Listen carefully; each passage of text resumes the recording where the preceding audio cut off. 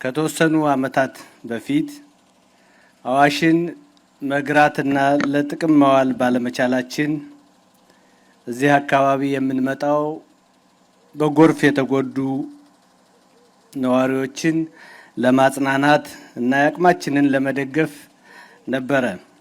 ዛሬ ግን አዋሽ እንደዚህ እጁን ሰጥቶ በደስታ በመገናኘታችን በድጋሚ እንኳን ደስ አላችሁ ለማለት ፈልጋለሁ። የኢትዮጵያውያን የምግብ ሉዓላዊነት ማረጋገጥ የመደመር መንግስት አንዱና ዋነኛው ተልዕኮ ነው። የምግብ ሉዓላዊነት ማለት የምግብ ምርቶችን ከውጭ ሳንገዛ በራሳችን ሀብት፣ በራሳችን ጉልበት፣ በእኛው እውቀት እንደየአካባቢው ስነ ምህዳር አመቺነት የተለያዩ ሰብሎችን አምርተን ዘላቂነት ባለው መልኩ የዜጎቻችን ስነ ምግብ ባህል እና ስርዓት ጠብቆ እንዲመገቡ ማስቻል ማለት ነው።